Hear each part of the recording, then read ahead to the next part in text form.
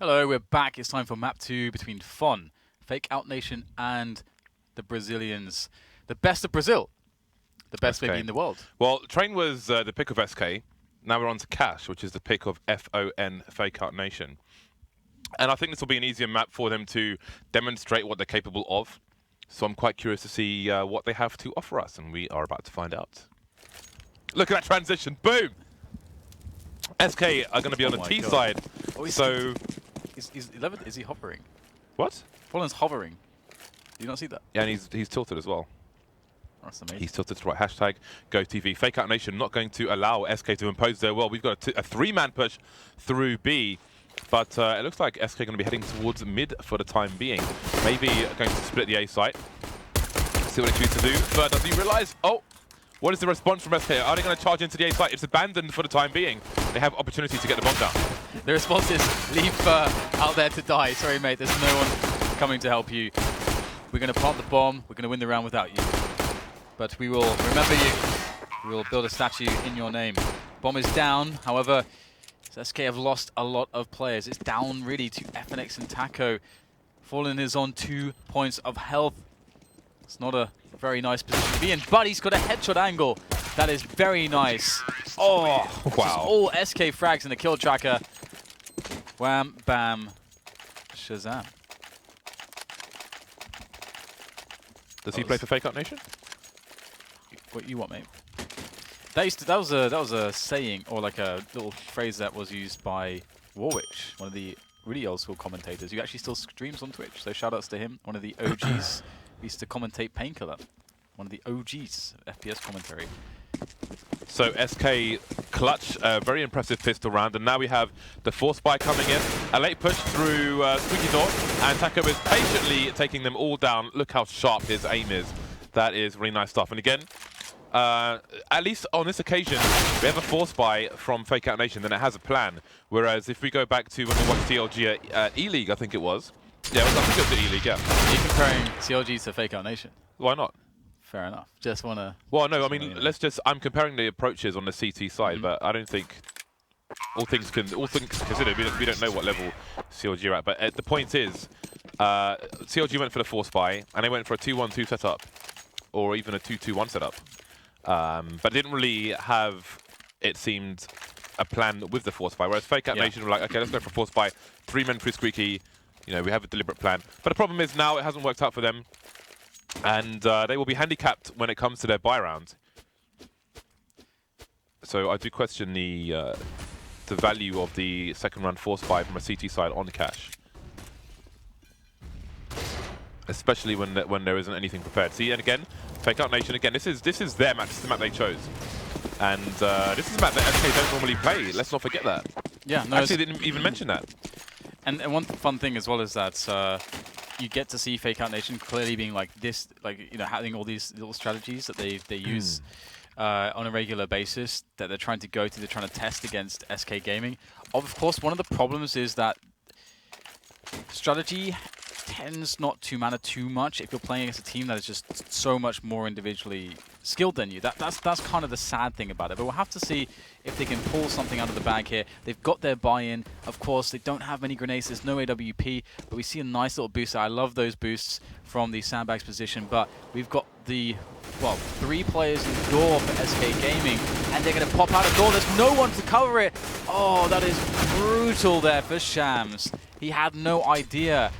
It's more brutal for the rest of his teammates who are just like, what just happened? I feel like Fallen and SK are a team that don't really want to have an auto veto in their map pool. I think they want to be able to capable of playing every single map. If I remember correctly, I think maybe it's Cole. I could be wrong though, so don't quote me on this. Doesn't like Cash, or one of the players doesn't like Cash, but you know, once you have a better understanding of how to play it, that can easily change. Yeah. And I'm curious as to how this got into the map pool. I'm wondering if SK vetoed Dust 2, which is generally, even against a team you don't know North America, probably a good veto. But maybe they just wanted to leave Cash open because they feel like this is an opportunity to practice Cash. So yeah, SK on Cash, not something you see every day. And I really want them to play Cash because it's my favorite map. And also, I believe that they're a team who don't want to have any map that they feel like they need to veto. Yeah. It's like I mean, we all have had or have that friend. We don't like him at first. SK banned Overpass and Nuke. Okay, that's funny. Let us ban our best map, or one of our best maps in Overpass. Oh, there we go. But I was gonna say we'll have that friend. You don't like him at first, but over time you get to know him. You're like, this guy, he's alright. He's okay. Maybe that's I definitely just don't cash like for people. Cold. I'm quite misanthropic myself.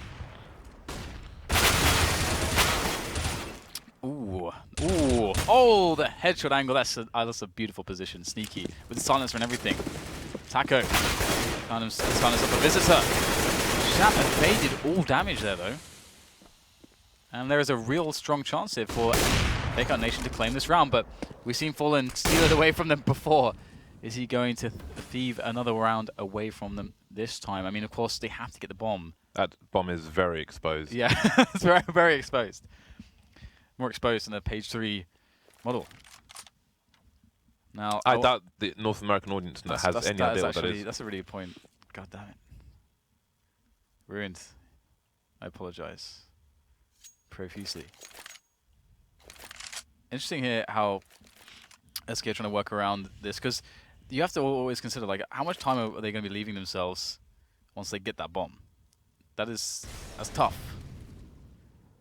Yeah. Again, this is a weird thing that we see in a situation, but I'll come to it later. We'll see what Fallen can do any more damage. No, it's a weird thing that you often find where people in a similar scenario, never mind how many people are on each side, but the bomb is down somewhere. They go to the bomb as quietly as possible, and then they have to sprint to the site because there's no time left.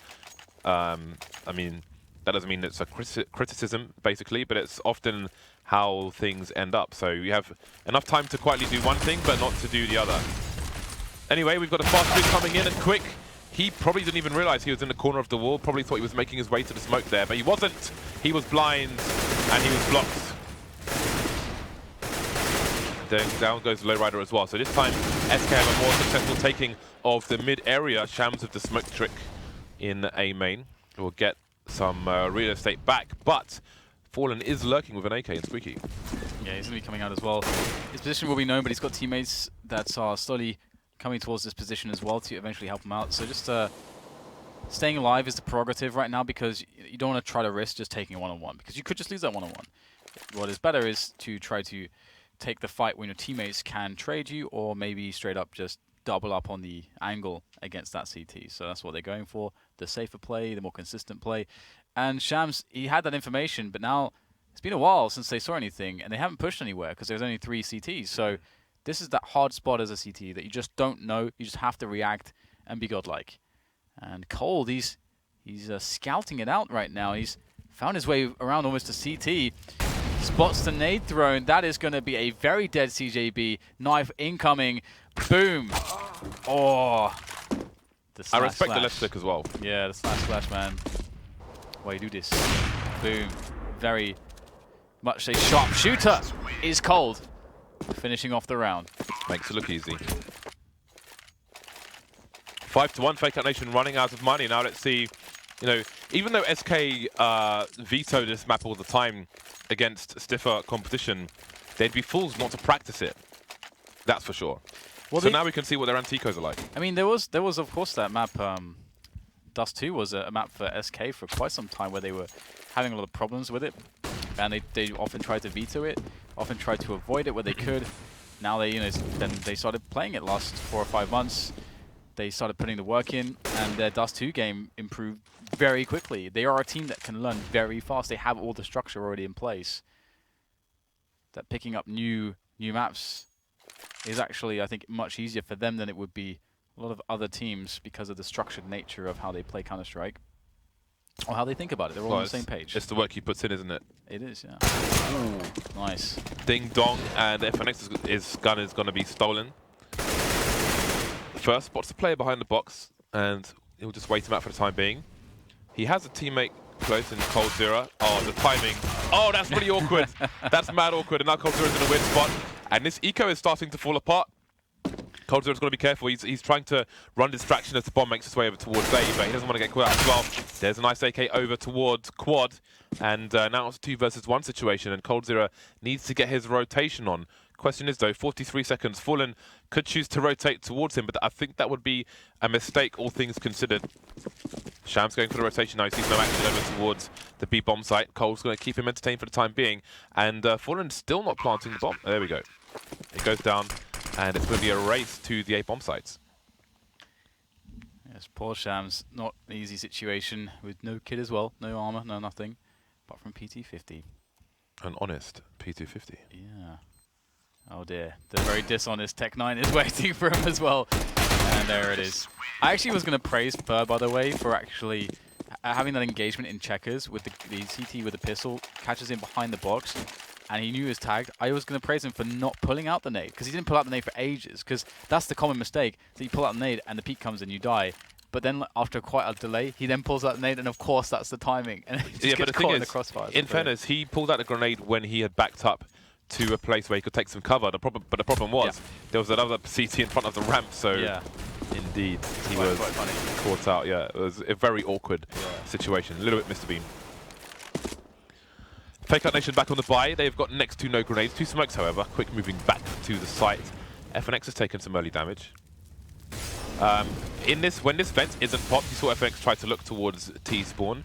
You have to crouch to see through that vent properly, otherwise your vision will be obscured and you may not see someone who is actually there. Quick goes for a forward position and then rotates back to pipe. This is coldzera. You can't miss those kind of shots against a player like that who might himself be one of the best, well, maybe the best in the world.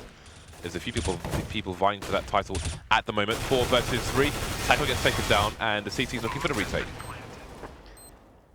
So with that in mind, Cold being so strong, he at the moment is sitting on the bomb sites, and you have to not just to get through him, but also his 2 friends by checkers. Not an easy situation. That is just brutal, so decisive, murdering all of lowrider's teammates before he can do anything. Cold 3 kills, untouched, $14,000 basically. We'll spend a little bit there. SK Gaming 7-1. Will FakeOut Nation be able to improve upon their last map score of 1 round? Was it 16-1 in the end? I think it was, yeah. It was 16-1, right? Yeah, pretty sure. Very well. Fallen going for a pop flash. I like, it's worth looking at Chris J's pop flash actually. His one's a bit unique. He throws a pop flash from mouse ports over the roof. The roof does have glass panels which can flash your teammates, but there is a path through the middle of the roof which is solid and won't flash your teammates. I haven't seen anybody else flash in that position, excuse me. It's just an anti-eco round. I didn't even know where that shot came from. Quick jumps backwards through the smoke, checking if anybody's below the smoke behind him. But coldzera will take him back from the rear. Take him out from the rear, rather. So, Holt and CJB trying to get any more damage they can. Not very often you see the Crimson Web Beagle these days. It is kind of ugly, in fairness. Holt's got more opportunities to spam. Oh man, he's got 3 kills so far. I mean, he might as well go for the ace. Now things are getting awkward. If he killed coldzera there, probably wins the round. FNX with 7 HP. But he doesn't, so. Imagine that. Just like you can make that highlight clip on the YouTube channel. I aced SK with a deagle. That would have been nice. But no. Denied. Denied. 8-1 now. We got double up. Lowrider and Quick there for FakeOut Nation, pulling that one out. Let's see what the decision is here for SK Gaming. They are running quickly towards A main with 3 players, leaving coldzera towards B as a lurker, and 1 player with the bomb, which is now in control of lowrider. He will appropriate said bomb. That is mine now. What are you going to do about it? As long as his teammates hold T main for him, he can safely sit in that angle and also safely fall back. Looking for the next victim. This is a high pressure situation. He can't miss shots here. Now that's the reason why coldzera will be coming for you. And now the bomb is back in the control of the T's.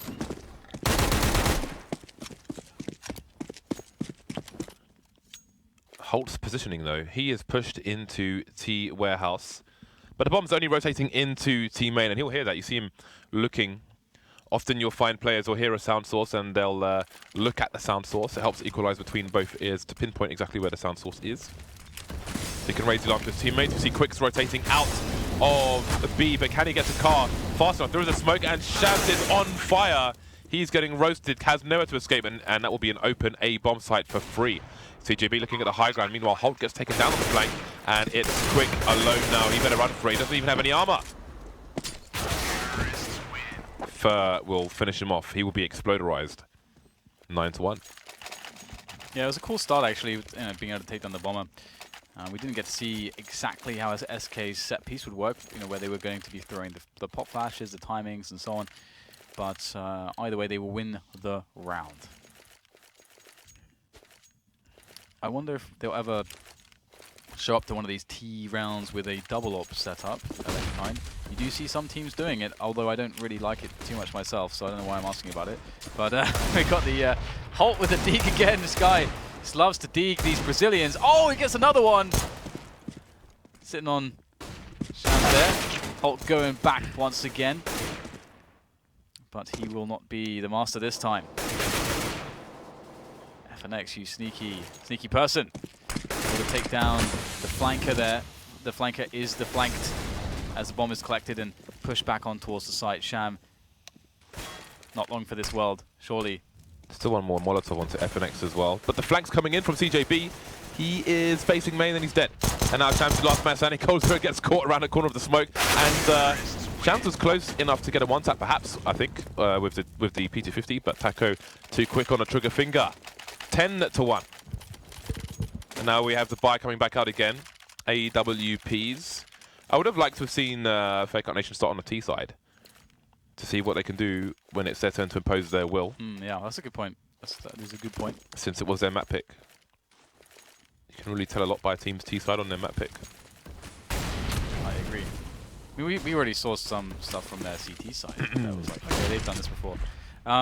Well, either way, we've got a very big mid presence from FakeOut Nation. They have 3 players in mid, and they are going to be quickly rotating an additional man. CJB scores short to help out Shams, but just at the same time, we get the pick over the boost into a lowrider. So right now, FakeOut Nation feeling the pressure towards the A bomb site as SK start to bear down upon it.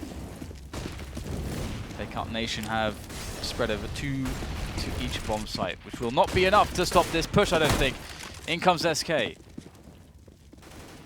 Fourth quarter moment. Fallen just needs a good quick shoulder peek and then he's coming for you. And he is going to take you down. Holt, quick remain. Nobody left on the site. Fallen continuing to have a field day. But FNX will steal the last kill.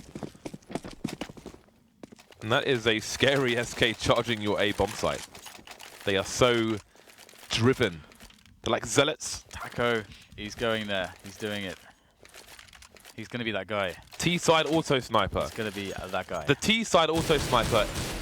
Is he going for the wallbang in mid? And they got double ops as well. The T-side and auto sniper in any map is always completely unviable because it's so more useful to the CT side if it falls into their hands that it's not really worth ever buying.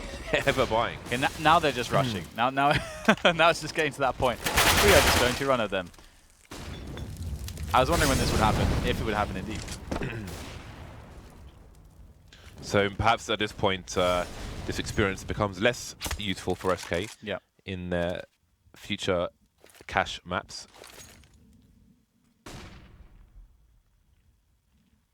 And I do hope we see more cash from SK. I love the angles that some of these FakeOut players are taking.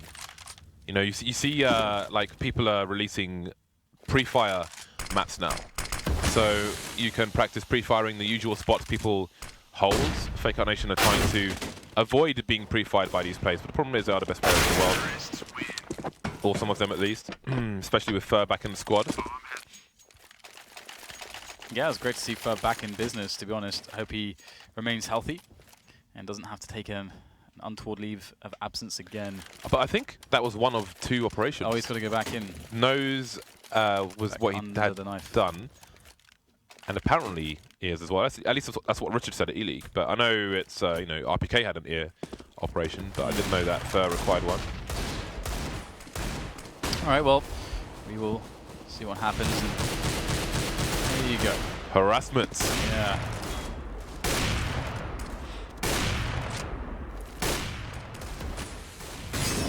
So how do you want to handle this if you're FakeOut Nation? To be honest, it's just pretty brutal. We got all the A's sailing in right now. CJB is soon to be on fire. Flames for days. coldzera able to take down lowrider. Nice angle on the vent player. As Quick finds his flank. That's how you do it. There's a second one. And all of a sudden it's a 3 versus 3 here. FakeOut Nation don't have the guns, but they got some frags. Oh, CJB so close. 8 points of health for Fer, but he just won't die. coldzera putting in nice work here, just about surviving with 3 HP. And the bomb is rotating, and now it's Cold's turn to entertain. And it seems that SK at this point are just practicing executions into both bomb sites. That one needs a bit of work, but you know there's some demo review to be done here. Some Molotovs didn't go in the right places, and the default area didn't have a Molotov at all. So, and that's very easy to do. If you stand at the entrance to the sunroom closest to the B-bomb site and aim on the left side of the window so it hits the edge, it bounces in and lands in the default spot. So I'm liking the fact that SK are playing cash and practicing things. This is basically a dry run for them, and it's pretty dry for FakeOut Nation. Yeah, there was a player in the Quake 4 era in a very highly competitive spot. There was this circuit called WSVG, the World Series of Video Games. And at that time, I think what period was it, like 2006 to 2008, there was a player called Toxic. And he, whoa, okay, all right, so I'm going to hold that thought because FakeOut Nation, this is like the worst round for me to go off on a story because the FakeOut Nation actually pull it out of the bag. So it is 13-2 though, so there's a player called Toxic. Okay, so the player called Toxic, who previously was just a TDM player, like a team deathmatch player, 4-on-4 player. You know, he was all about the team modes. Then when Quake 4 came, he missed the painkiller train. He's like, okay, I want to be an amazing jeweler, and he had this thing where he basically became unbeatable for like a huge series of tournaments and the most dominant streak that we've seen in the most competitive points of Quake, which was just ridiculous. He had then got the nickname the Terminator. He's like seemingly had there's like no impact of pressure on this guy. Like nothing fazed him. And what he would do is always play against players that were like many tiers below him. He would never practice against any of the top level players, which was really weird because I don't think that I've seen that in any other game. And basically he would just run this idea of being, I'm always going to be in control. I'm just going to practice having insane mechanics, insane aim, and always being in control. And if I'm ever in control in a match, I will win that match. And there's always this point in which you have a shot at being in control in those games. So that was his approach, and he was the best for quite a while, winning all the tournaments. So I don't know, you can get a lot of benefit from playing teams less than you. The thing is, they don't get much benefit playing from you, not nearly as much. Right then, we have the charge, the numbers game from FakeOut Nation. I like this idea. See, it shows that they're an intelligent team. What is our best chance to win a pistol round? Let's just try and overwhelm with the numbers and swarm like a Zerg army. So far, so good. And now it's about surviving and taking the favorable duels. We've got the 2 versus 1 there from Holt. And there we go. Nice double pick coming in, but still, these CT pistolers will be superior. Quick taking down Fer. Nice work, sir. 3 versus 3 now. coldzera down to 1 HP on the high ground. Quick trying to do what he can, trying to waste time and be as annoying as possible.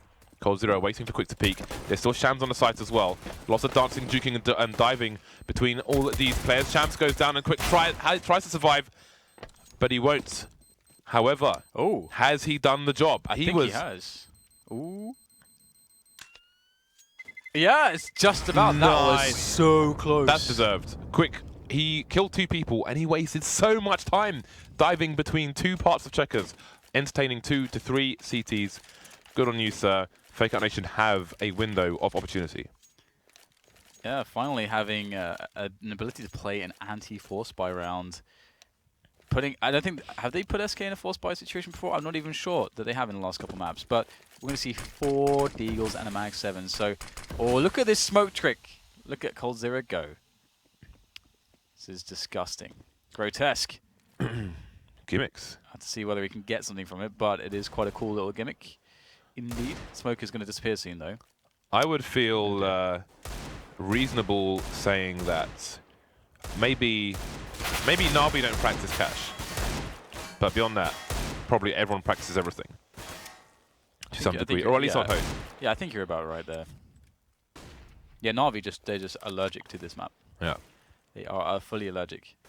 But you never know. With Simple on the team now, I mean, since they became notorious for that, they've had 2 roster changes. So, but maybe they will begin to play it at some point. Yeah, good. You have to evolve, right? Keep evolving. Fresh. Yeah. It would be very interesting. It would be very much a new Na'Vi in that sense. But Na'Vi are a really interesting team to talk about right now because of all the changes they've had, and in some ways how they've been lucky, in some ways how they've been fortunate, and where they are and where they're positioned to be. But we've got Fallen here working this dig. Is he going to go full Nico? Not quite. Swipes. Those AWP swipes, man. They work well for Deagles as well. As demonstrated by Captain Fallen of the SK Gaming team. But can they close this out? More Deagle kills coming in.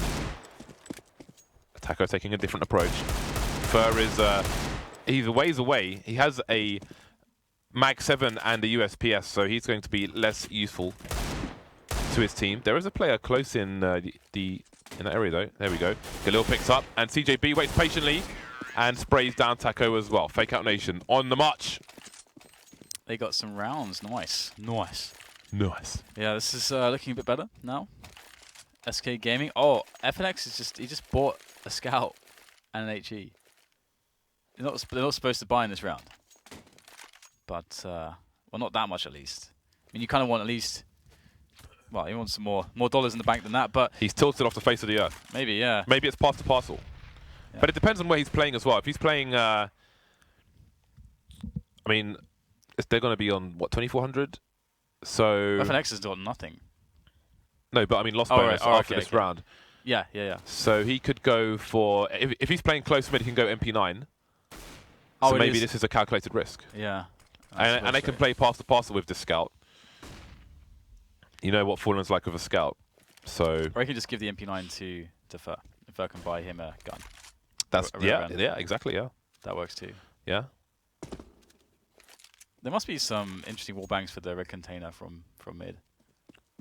The red container. Yeah, if you have someone standing defensively on the red container. Oh, on it, yeah, absolutely. Yeah. Because in the middle, there are some wooden panels. Exactly, yeah. I was looking at that, I'm like, I don't ever see anyone wallbanging that. You normally get wallbanged the other way, because if you smoke that entrance as a CT, and then you jump off the box into vent onto the roller shutter, and then onto the one in mid, it makes a very specific sound, so people know you're up there.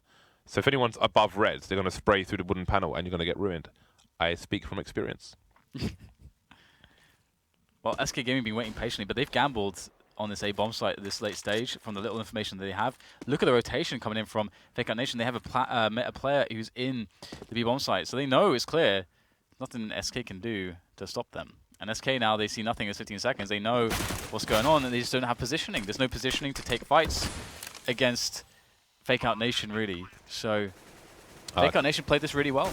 They played this round really well. Yeah, but quick, look at this smoke that the T's put down. I don't know actually if it would have worked, but they could have gone for a deeper smoke to cut off the high ground as well. That said, I think the entrance might be too large to be covered by one smoke. So there we go. FakeOut Nation just holding for the time being. Fallen being taken down. There goes the Scout, and it hasn't claimed anything just yet. 2 CTs playing different... oh, that Deagle. Man, these players.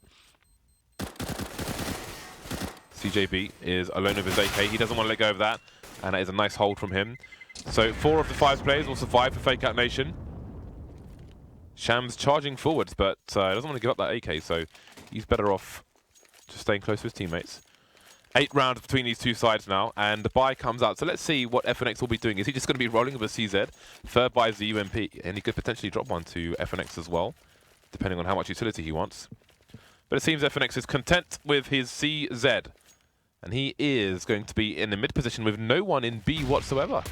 They could play one in the vents, and that would be enough. Again, if you're playing in the vents, as coldzera is, you need to crouch. Otherwise, you're not going to see people. Like, there's a significant advantage to a T looking into the vent if the CT is not crouching. I know because I tested it myself with 2. There we go, he's crouching. You see, he's clearly watched my videos, Dan. Yeah, nice push from Taku and Dora as well to get another frag in. So before FakeOut, they should have really been able to do anything. They've lost 2 players, and they're supposed to be in these defensive setups. They're supposed to be anticipating these movements, but instead they actually just get picked apart. So that's not really a good way to start things off. However, we do get some equalizers coming in for FakeOut Nation, and now they're in a spot where they are starting to think, okay, we've got to pick a bomb site here, get some more information. If we can trade into a 3 versus 1-ish situation, maybe we can get something going. But SK, they've got a player in middle.